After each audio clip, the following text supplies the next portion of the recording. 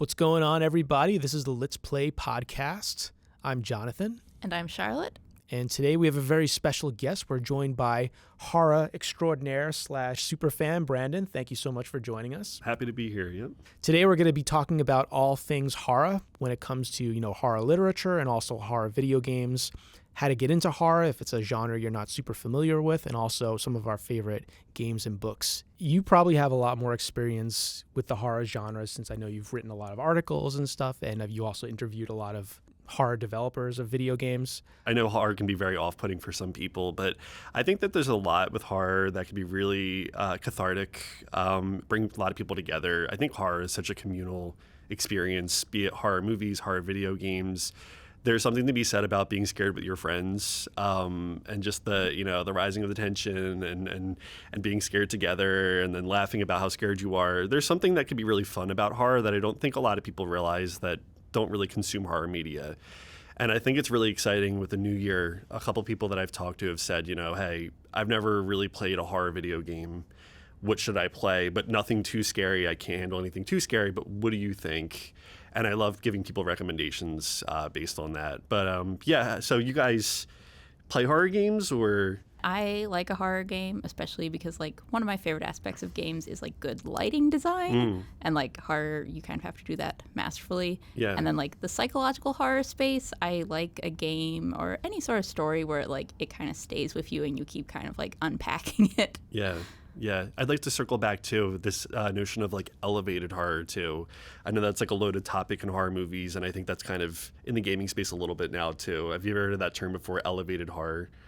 Where it's there's lowbrow horror, no jump scares or something like that. I think psychological horror kind of falls into that bucket a lot. Okay. Where it's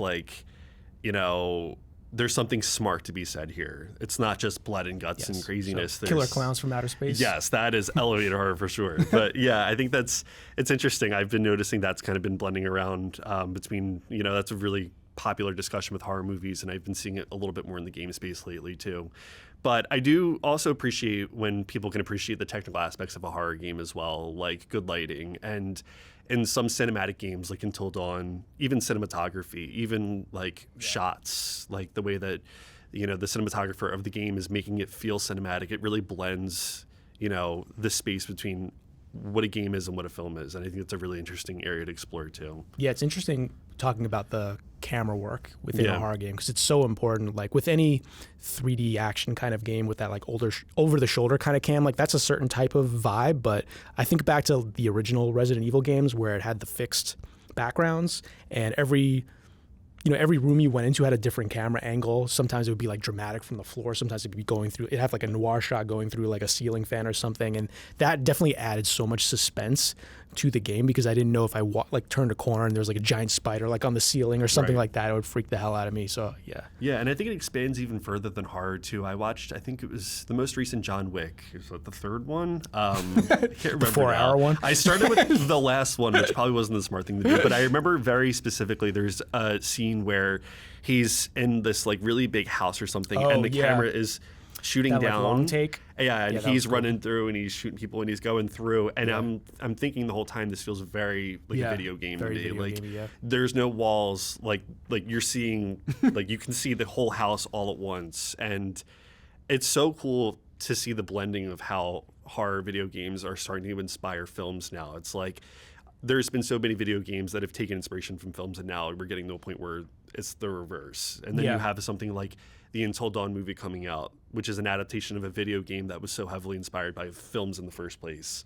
It's just an interesting area to explore, and I'm curious to see how that brings books in too. I think that there's something to be said about how books are impacting that as well. Yeah, definitely. Yeah. Yeah, I feel a special thing that horror games have going for it, and what might be kind of a barrier of entry for a lot of people, is a horror movie is kind of happening at you, whereas a horror game kind of has to thread that if you make the player frustrated, they're not scared, they're just going to stop playing. Yeah. So finding that exact combo of oh, you can die, there are ramifications. Yeah. But Or not just you died 5 times in a row. I was gonna say, or me, you get too scared and then you just throw the game away and go to bed. Yeah. But that's a great thing of playing it with friends. Like you go, Yeah, I can't do this anymore. Oh yeah, I was notorious for that when I was young. With both games and movies. If I couldn't handle it by myself, I would make a friend come over and like play it for me. Yeah. I have a very vivid memory of me and my brother when we were like, he's 2 years older than me. I was 5 and he was 7, I think, or somewhere around that age. But we had our Resident Evil 2 Nintendo 64 cartridge. And that was like the cartridge that we never touched. We would play all the other games, but like we knew what that one was. I don't even know how that, like maybe my dad bought it. But I remember one day we both psyched ourselves up and we're like, we're going to play Resident Evil 2. And we like get the cartridge in and we're like, we had this big giant box TV and our like playroom is in the basement. So we're sitting there with the one controller and we turn it on and we get through the whole opening cinematic and all. And then as soon as it gave you control and there was like, I think we like Leon, like you get control of Leon and there's like, it's like so funny too in retrospect because it's the polygonal zombie and he's going like so slow.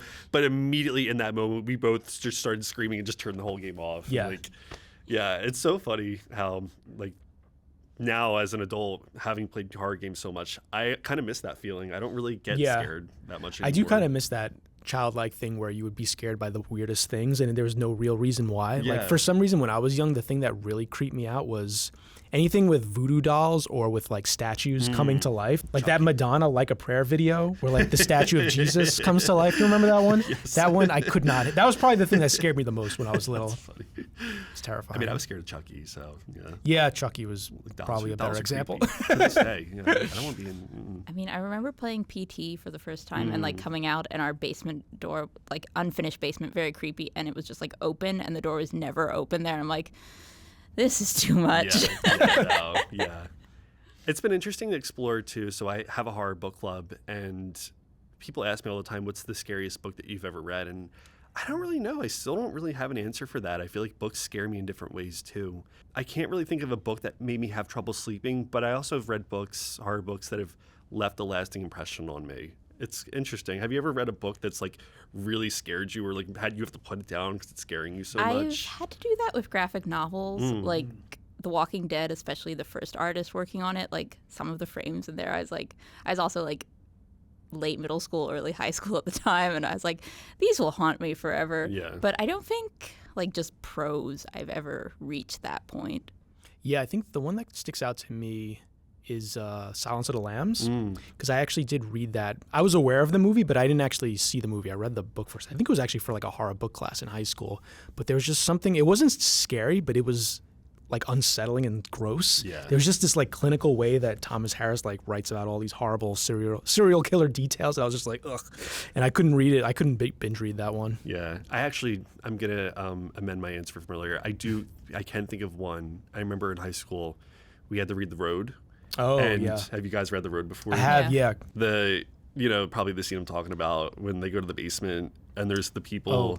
I remember our whole class the next day, because we had to do assigned reading. Our whole class the next day was like, that was yeah. That's like, I feel like also horror really plays off of like your environment that you're in. Yeah. Because like I grew up in like a forest in the middle of nowhere, so like Oh, God. watching The Blair Witch was like horrifying to me. Whereas like if you watch it in the middle of New York City, you're like, I guess. Yeah. No, it still creeped me out in New York City. Yeah, that's true. But yeah, because you kind of grew up near there, right? The woods where. Yeah, Burkittsville. I have my brother made me one of those like stick men made out of sticks from the Burkittsville woods. Yeah. Amazing.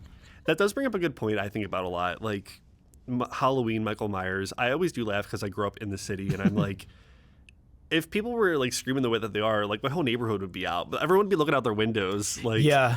Yeah, it's Not in New York interesting, City, we'd be like, true. But there would be curious people, like probably someone call 911 at that point. But I'm also like, all these suburban, like I feel like a lot of horror movies take place in suburbia, like these slasher films especially. I knew, and one of the most recent Screams, it's like the one woman gets killed like on her front lawn and like no one sees that. I'm like, if this is Philly, like there's people around. Yeah, it's funny how there's that relationship between like as you get more contemporary, it's harder, I think, to do horror just because, like you said, people have phones, GPS things. Yeah, like every plot nowadays is like, and it's the 80s. Yeah, exactly. Yes, yeah. We just read a book for my book club called From Below. And that one takes place, it's like a sunken ship, and so the team has to go down. And I really liked a lot of the technical elements with that because They can't have a phone, and they're obviously have oxygen tanks, and so it's like you're getting these updates on like where people's oxygen levels are, and it really heightens that tension there. Love that, yeah. And I love when there was this one specific image of like the one diver was getting sick, and they have the helmets on, and I was like, that is my worst nightmare. If he gets sick and he's got, what's he gonna do? Like, and when you play with the environment in that way, it's like can really heighten that horror and that tension in a really effective way. Yeah, I guess. Yeah. Like books pros are pretty good at like stressing you out. Yeah. Anything to do with water kind of freaks me out. So any kind of like movie, I've seen like all the horrible like Jaws impersonation movies, and I don't know. There's something about them. They always kind of like hook me. Subnautica it's like, oh, is that one? I don't like think that? it's supposed to be scary, but it is terrifying just because you're like in the open ocean. Yeah, there's just something about that like vast expanse, and you Yeah. know, like out of nowhere anything could come get you. It just really freaks me out. Yeah, I always think back to Legend of Zelda, actually, Ocarina of Time. That was another thing. I remember being young, and my brother scaring me because he'd be like, you have the metal boots. Have you guys played Ocarina of Time? Yeah. Have you guys ever been to there's the one scientist guy near the Lake Hylia. If you use the metal boots and go down, he's got that shark in the cage, but it's like a PNG of a shark. It's like, I remember as a kid, like the metal boots like sinking slowly down, and then you like just see the PNG. I was terrified of that. That scared the hell out of me. And a game that's not even supposed to be like that scary. Yeah. I do remember this part in I think it was Mass Effect 3 in one of the DLCs. You get into this like big mech, and you have to like go into this like ocean planet, and you go like descend into it, and it's just like, it's kind of like that. It's just this like slow descent. And as you keep going down, it gets darker and darker, and you can't like see 10 feet in front of you. That part was like really awesome. Fear of the unknown is definitely something for sure. It is interesting to look at video games that aren't meant to be scary but end up having scary elements too. Have you guys played Donkey Kong 64 by any chance? I've played the ones for Super Nintendo. Was the 64 version any much different? Yeah, for sure. It's really really good. There's a part. So I have a brother and two sisters. We all collectively remember. There's these mini games you have to do a lot, and you're timed. There's a countdown for them. Yeah. And very vividly, I think when you get like 10 seconds of a lot of them, this voice is like, "Get out, get out." And I remember all four of us still like had that. We can all recreate it because it stuck with us so much how terrifying that was. And it's a game that's like cartoonish, and it's not supposed to be scary at all. And it's interesting. There's things that stick with you. That makes me think of this one game. It was really old. It was called Guardian Legend for the original Nintendo. It was basically like a blend of Legend of Zelda with like Galaga, those like space shooting games, because you could like morph back and forth. But yeah, there was this one enemy where it started out as like one little crawly thing, but if you didn't kill it in time, it would multiply to 2, and then it would just keep multiplying and multiplying, and after like 5 seconds, it would fill up the screen. No, could not handle that. That's so funny. Yeah, something Charlotte said earlier, actually, like just being in control, I think, even if it's not realistic, the sense that like this character is helpless other than your control. Like you're the one, whether this character is going to live or die. Like that pressure is definitely scary. That makes video games a little unique with the horror there. Yeah. And I think that's why something like Subnautica is terrifying, because it's like you're in the open ocean and you know you could just turn around and something is going to be coming after you. Yeah. And you have to then control and get out of there. Is terrifying. Yeah. Yeah, like I was always a big fan of the first Outlast game, and like I've always tried to like work up to playing the mode where it's like if you die, you die. Yeah. In real life? Yeah. Like you have to start the game Oh all yeah. over. I hate that. Is that hardcore mode or something? Yeah. Permadeath is yeah. definitely.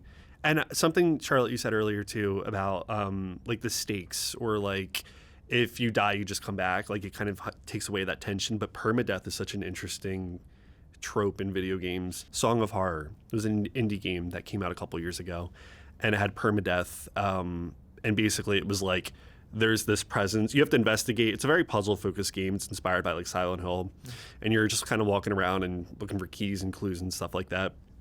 But there's this presence. And every room you go into, you have to like listen to the door to make sure. And if you hear it, like you have to wait until it goes away. But if you just open the door while it's there, you just die instantly, and then you go to the next character. And it's so terrifying. Like you have to like play with headphones because you have to listen in.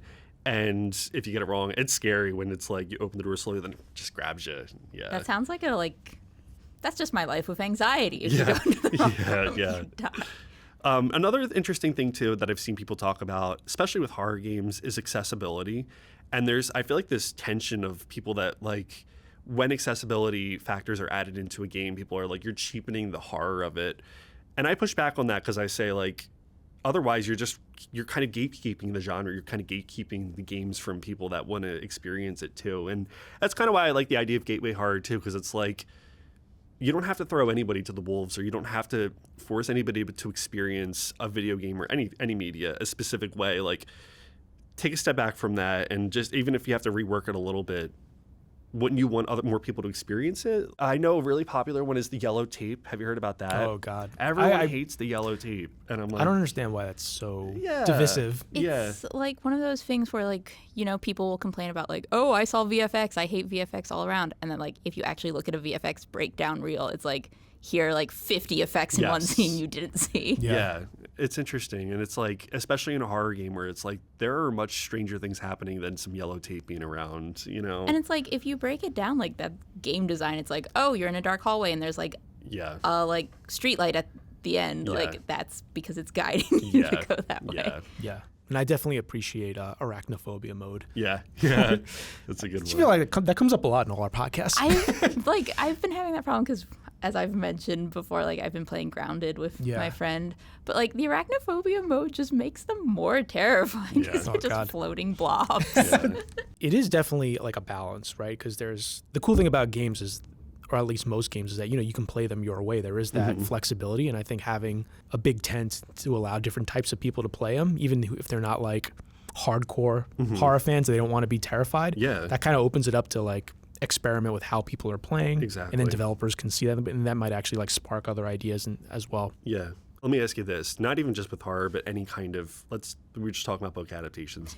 But when you have an adaptation of something, let's say it's a book to a film, do you want that film to be a one-by-one adaptation, or do you prefer when they take creative liberties with the source material? I want to see them take creative liberties, but I want them to like do it, you know, in a way that makes sense and like furthers the medium that you're using, rather than like, Hollywood told us to do this, so we're doing it this way. I mean, most of my favorite screen adaptations of books are the ones that go in like wildly different directions. Like, I think of, you know, like Apocalypse Now, or, you know, Baz Luhrmann's like Romeo and Juliet, or 10 Things I Hate About You. Because if you want a one-by-one interpretation of the book, you can just read the book. Exactly. You know what I mean? Like, film doesn't work in the same way as a book. It doesn't make sense to do that. So I get a little irritated when some authors, they kind of like whine about, oh, you know, they're differentiating from the book. And like, I understand like sometimes changes are not good and they do make it worse a lot, but it's not the fact that they changed it that made it bad. It's the fact that they made like an ill-advised change, or they're trying to like capture something that audience members like they don't really care about, or something like that. Exactly. I agree with you. I think I was conflicted with it for a while, where I think, especially you see this with video game adaptations, where sometimes they just take it too far with the creative liberties. The Resident Evil films definitely did that. It's like the curse of video game adaptations. And then like Super Mario just came out recently, and they're like, oh, they defied the curse. And like The Last of Us, the adaptation, people are like, we're finally, And I think like, I'm happy about that, and I love, like, The Last of Us was a pretty faithful adaptation too. But I think because of the poor adaptations in the past, or whatever, the way that they did them, I was also of the mindset of like, I want something more faithful. But I've come around to be a little bit more like, to your point, if I want a one-by-one experience, I'm just going to play the game again. Like, why can't? And I've been seeing this with the Until Dawn film. It's a pretty significant jump from the source material. And people are like, why isn't it the same cast? Why isn't it the same story? And I'm like, that game is already basically a movie, and it's not going anywhere. So just go play the game then. Like, why would you want the same thing? Especially like nowadays, it's like, you don't even have to go play the game. You can like go watch it on YouTube. Exactly. They have a movie mode on the game. You can literally play movie mode on the game. And I think like, for me, the fun part of that game is you can't replicate in a movie, because it's the whole idea that, you know, based on your choices, certain people are going to die, or the story's going to progress in a certain way, unless you wanted to make it like one of those like really interactive movies. But I feel like making an adaptation, you kind of have to reinterpret it and to try and like capture that feeling. And there's no. I was just gonna say, I hope they go with the Clue movie.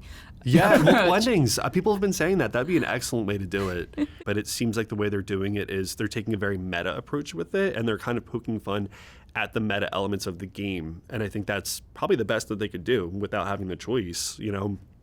And I think a good example is the Silent Hill movie. I don't know if you ever saw the original. I think that I is didn't even know they made spectacular. One. Not the sequel, the first one, where that was an original spin on the source material. But it was just, you could tell that they got the heart of the DNA of the game and made something to where, kind of what I was talking about earlier with gatekeeping video games and horror. I know plenty of people that will never pick up a controller and play a video game. So if I know that there's a Silent Hill movie that feels like Silent Hill, that has that DNA, like, I'm just excited that somebody else can experience that will never play a video game. Like, I can share that interest now, and I like that it's its own original thing too. It's just, I love the idea of like not gate. What's the opposite of gatekeeping? What would that be? Gate opening. A big tent. Gateway. Yeah. Gaslight, gatekeep, gateway. Yeah. Gateway. Yeah. I just get excited about that, and so I really enjoy the fact that their adaptations are becoming a little bit more commonplace, especially with video games. And I'm excited to talk to people that would never play a video game, or maybe this will convince them to play a video game now. I think that's really cool too. It's also like, I feel like you kind of see that symbiotic nature of like, oh, something like The Last of Us is a better story to adapt because they're putting more effort into stories in video games. Yes, exactly. Yeah, the weird thing about The Last of Us is I remember playing the first one when it first came out and thinking to myself, these people clearly just want to make a movie. Like, why don't they just make a movie? Yeah. Because they can't make me suffer. But then when the TV show came out and I watched it, I was like, oh, the game's definitely quite a bit better.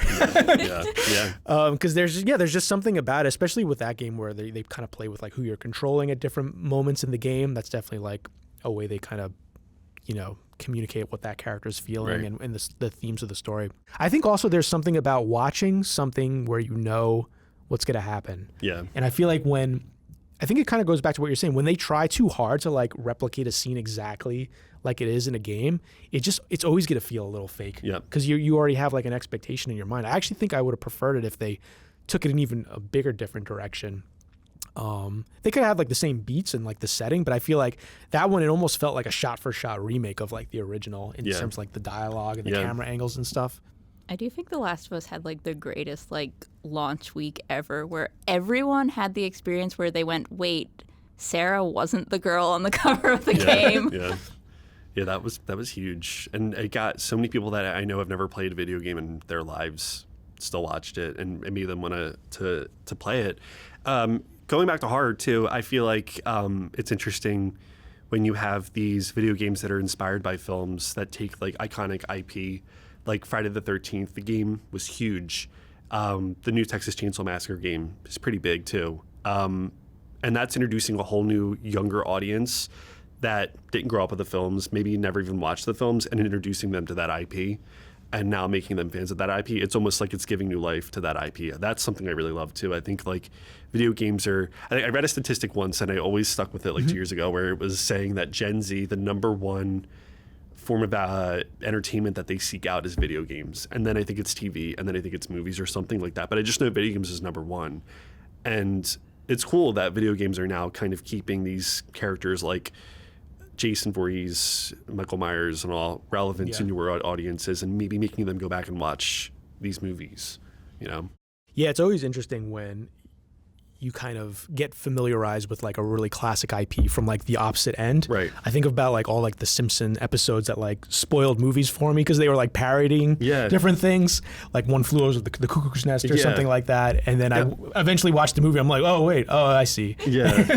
I mean, even Nosferatu with SpongeBob. Yeah. Like so many people were legitimately being like, my first exposure to Nosferatu was through SpongeBob. I'm being serious, and it's cool to see how that kind of blends. Yeah.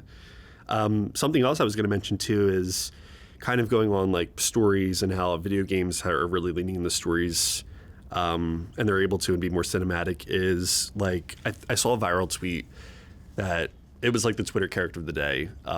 Someone was like, video games aren't art, and when I know that an adult is playing video games, I like kind of write them off. Or it's just basically like talking down on adults that play video games and saying like video games aren't art, and it generated a lot of discourse about that. And I just thought that was such a short-sighted take personally, and I think now more than ever video games are definitely art in so many ways. Stories, graphics, like even through gameplay, you can really have these really beautiful stories, and the artistic merit, you can't really downplay that. And I guess like especially in the horror space and like accessibility as creators, I feel like so many people have made like amazing horror games like in RPG Maker. Yeah. And it's like like there's these mediums to tell a story as an individual creator. Yeah.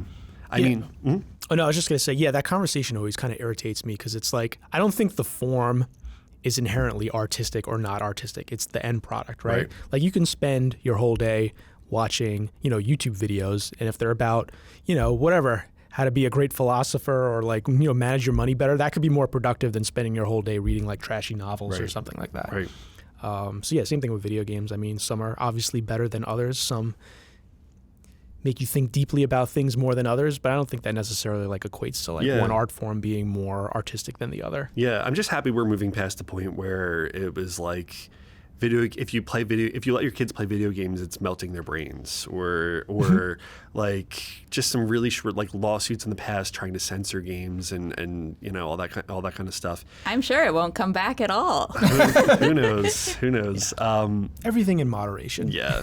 I was going to say, when I was in college, I can't remember the name of the game, but when I was at college, shout out Temple Owls, one of the classes I had us play a video game. It was, what's the name of the game where you're the character that returns home and the house is empty? And Gone Home? Yes, Gone Home, yes. And it's just so fascinating. And there was another class where I think we did another kind of video game exercise or thing to generate discussion. And it's so cool that is the direction that we're heading in, and the newer generations see the merit and the artistic and the literary merit of video games, and aren't afraid to embrace that. I think is really, really exciting. One thing that came up in an interview I did last week was the idea that video games, people are much more open to experimentalism within video games because it's kind of like inherent in the art form. Whereas like if you watched a movie and they were doing some experimental stuff, or a book that had like, weird chapter structure and story structure, it's a lot harder for people to get into that than it is to like, you can just look at a game and you can look at a screenshot and be like, oh, okay, I see exactly what they're doing differently now. I just feel like it's a lot easier to grasp like that kind of experimental quality to it. Yeah, I was gonna, like, that goes well, but I was gonna say that like I really enjoy Pathologic 2. I will never be able to like 100% explain to you what's happening in Pathologic 2. Yeah. But it's just like there's so much there to kind of like latch onto, and like what a miserable little world this is. Like I love that sort of like psychological horror space of like I don't fully know, but it means I can kind of like bring my own like what does this mean to me to the table. Yeah, and I love bringing it back to horror too. I did an interview once with the creator of Friday the 13th, the game, Wes Keltner. We talked about how horror in particular, whether it's games, movies, anything, is typically the genre that is experimental and really paves the way for other genres to then think like found footage and like the way that is shot was, I think, Blair Witch Project or another found footage or Paranormal Activity and slashers and all that stuff. That is the space to like do something kind of out of the ordinary. And see how it goes. And No, I love found footage as a genre because it sort of plays with the idea of like your relationship to the media is sort of coming into play. Yeah. So even though like most people, I know with Blair Witch they tried to like trick people into thinking it really was real found footage, but even if you do know it's found footage, there's a little bit of, I think it makes it easier to like suspend your disbelief where you can kind of imagine, oh, okay, I'm just watching this as like me, and all of a sudden like you're like a character in the story because your reaction is like part of what's happening. Yeah. Which I think is cool. Yeah. Yeah. I think even in films nowadays too, like you see a lot more like first person, like going back to what I said about John Wick, like it almost feels like, oh, this is like a first person perspective video game shot I'm getting right now. And even like on that note, Black Christmas which inspired Halloween 78. I think that was one of the first films to do like a first person perspective shot of somebody. Like there's that scene, it's I forget the name of the character, like the main antagonist of that movie, but like that first person perspective was like very revolutionary. Oh, Psycho too. No, it might have been Psycho. Maybe I'm getting those two mixed up. Yeah, they do that in Jaws too. They have the perspective of the shark. I think Psycho might have inspired Black Christmas, which inspired Halloween. It's somewhere, but I know it was horror. Horror was, paving the way. Psycho's there. a funny example of like because they tried to do a shot-for-shot remake of that with like Vince Vaughn and Anne Heche, Yeah. like in the late 90s, and it was terrible. Yeah. Oh, I was going to mention asymmetrical multiplayer is I thought another you one. said Ace Ventura for a second. I was like, oh, interesting. Asymmetrical multiplayer is another one where I think Left 4 Dead might have been people mentioned, and there's definitely games before that, like very obscure games in the past, but I think Left 4 Dead was the first mainstream entry game where, because one player would play the zombies and then the other four would be trying to escape, and then you had like Dead by Daylight and things like that. And now you see some asymmetrical multiplayer in other genres. And again, it's going back to, horror being the experimental, like paving the way. Just interesting. That's why I love horror so much, going back to our original point. Yeah, so maybe to kind of like tie things back, since you are a bigger horror person than Charlotte and I, what do you think, we could start with maybe books, are the good gateways into horror for people that do want to like kind of get into it but don't know where to start? Yeah. First one that comes to mind if you want to read a good classic, I don't know why, but Something Wicked This Way Comes by Ray Bradbury. Oh. Honestly, any Ray Bradbury book is probably good. It might get into like, is it a thriller or whatever, like that discussion. I think Something Wicked This Way Comes, it delves into like cosmic horror. If you're not used to horror, it's an easy read. That's a good one to start with. You don't want to do a Stephen King immediately. That'll probably rattle you a little bit. Yeah, I think one of the first horror books I've ever read was Carrie. And I listened to the but audiobook. Carrie's fantastic. It is really good. I listened to the audiobook and it was actually, I think Sissy Spacek who played the Really? lead in the Brian De Palma adaptation. Oh, yeah. I does thought you were going to say the audiobook. Yeah, it was the audiobook. Oh, Yeah, that's yeah. awesome. Yeah. And that is creepy as hell. Yeah, that's a great book, though. Yeah. A more contemporary one would be, for my book club, we did September House. That one was, I think there was like a nice balance of horror and comedy there. There's definitely some gruesome moments for sure. Don't get me wrong. But I think there's enough comedy to kind of bring some levity there. And it never really gets too bleak. I don't want to spoil anything, but it never really gets that terrifying from what I can remember. That might be a good place to start too. I don't know if this is a thing, but are there, because obviously we see it a lot in movies where there's like, you mentioned it earlier, these like long running horror series or franchises. Do they have something similar to like that in books where there's just like outside of something like Goosebumps or something? I was just going to say Goosebumps. There's the Stephen King Dark Tower. Oh yeah, I've heard yeah, of that, I think that's concluded. That's horror? now. I thought that was like fantasy. Well, I was but going to say know. that's another good discussion Okay. to jump to. I don't know anything about it other than the movie apparently bombed. Yeah. We haven't really had a big horror like trilogy or anything. Yeah, it's hard for me to think of one too. Recent Like memory. I mentioned earlier the Thomas Harris novels. Those are kind of like, because I know there's a bunch of like Hannibal Lecter novels. But even those are probably like borderline horror. They're also like kind of like police procedural thrillers as well. Yeah. I guess maybe the Anne Rice Vampire Chronicles. Yeah, that's true. That's a good. Yeah. There's a bunch of those. Yeah. The Walking Dead comics. Oh yeah. Would be a good example of one. I feel like they kind of want everyone to approach any of the Josh Malermans with like, it's more from Josh Malerman. Yeah. But you do bring up a good point of like horror versus thriller. I think that's another big. Yeah. In my book club, we have a kind of funny like, well, is it horror? Like we vote on the books that we read, and I feel like frequently we get to the end of a book, and the first thing we ask in the discussion is, well, was this horror? And some people will be like, well, it was more of a thriller. And I like to ask, well, what's the difference? And what is horror to you? And if a thriller has me like at the edge of my seat and like gets me tensed up, and like there's some really like, what's going to happen to the main character? Like, that could be kind of horror to me. Somebody in my book club said horror has to have a kind of supernatural element to it, or a really? supernatural I don't know character. about that. And then we unpacked it, and I think the person kind of was like, I see your point. Like, that's not true. There's definitely horror where it can like be true more crime. Yeah, exactly. Yeah. Yeah. But it's interesting to kind of interrogate what your personal definition of horror is. I love to ask people that. Everyone in your book club is like, Brandon, we can't get existential again. I was just gonna say, like, for me, like the way I would define it is there that feeling of existential dread? Like, am I able to put myself in the position of the characters or the protagonist and feel like, and think like, oh, what would I do in that situation? I Yeah. feel like that kind You of just like bring in, connects like, you. memoirs. Yeah. It kind of broadens that definition there, but it is like, some people are pretty adamant, like it's got to have some kind of like creature. It's got to have like someone has to die at one point. And I'm like, but I can tell you horror books, anything that someone doesn't die, it's kind of hard to really define that specifically. Yeah, definitely.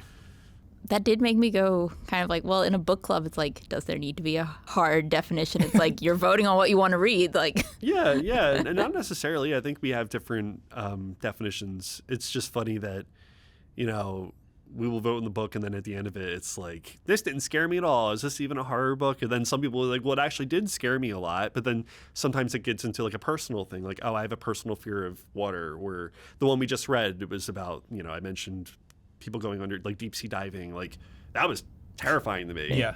I don't think anybody in our club does deep sea diving, but I'm sure if we had somebody, that might have been like, it seems pretty standard, like maybe not that scary. I don't know, but it is interesting to kind of, maybe there is no way to really give a hard definition. Never invite the deep sea divers to book club. That's what I always say. A real like skinamarink approach.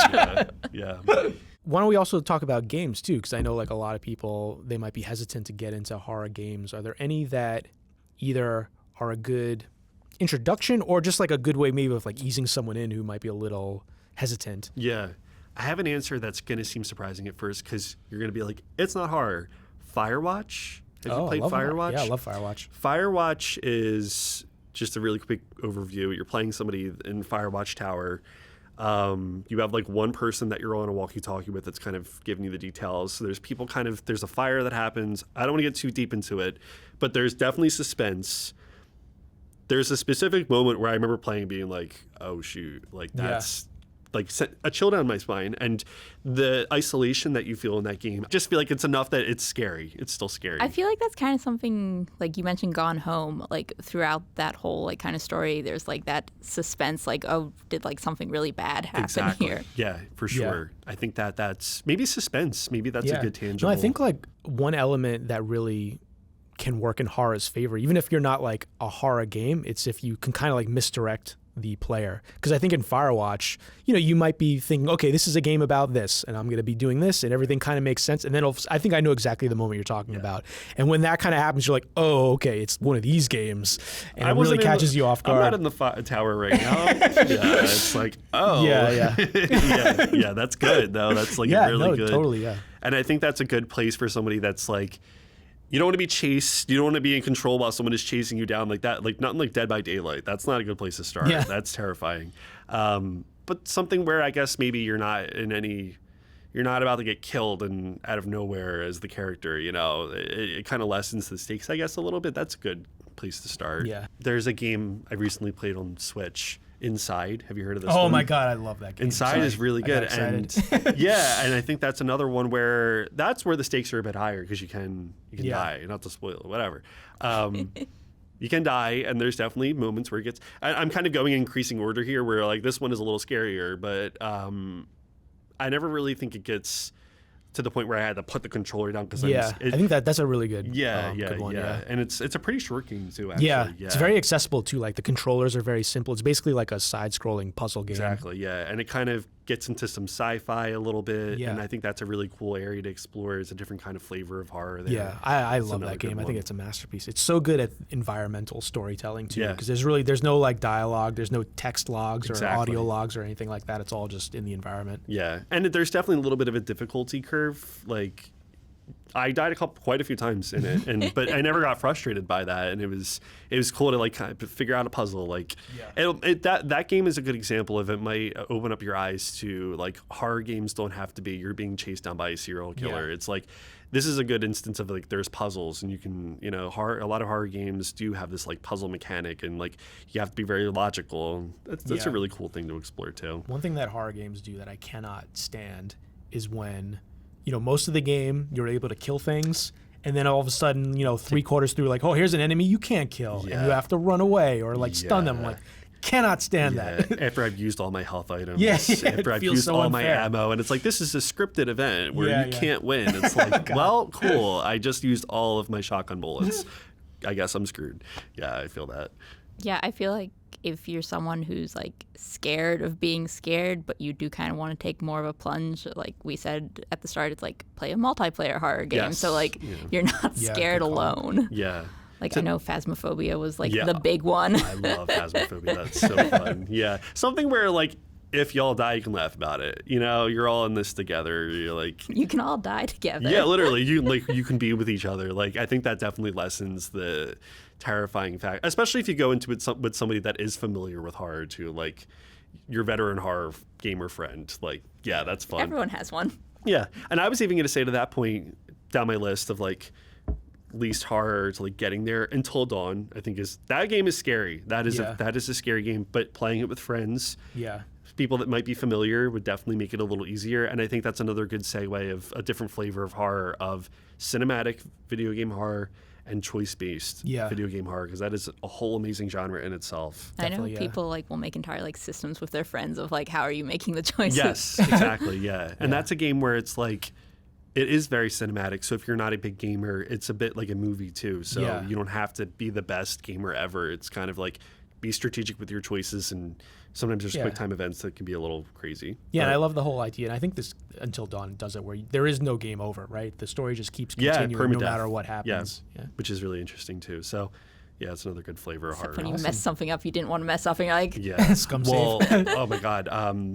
The original, when you played it on the PlayStation 4, the motion. That was hard. Just played it, and they were like, "You're in control." Like, and the last sequence, I know I didn't move, and it was like, you just went like this, and I was like, I did not just go like that actually, and I was like, we're just gonna say Sam lives. Like, Sam did not just get killed. Like, we're gonna say Sam lived. Yeah, that's funny. And one more game I would say, and if you're ready to like take the challenge of an actual horror game, I think a really good one. There's two options, but I would say the Resident Evil 2 remake. If you want to challenge yourself and you're like, all right, I'm ready. I've played a couple horror games and I want to play something that is like very acclaimed.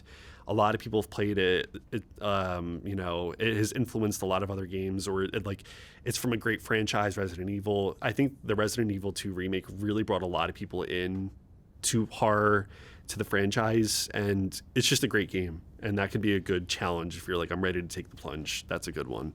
All right, that's all we're going to talk about today. Thanks for watching, everyone. Be sure to like and subscribe if you like the content.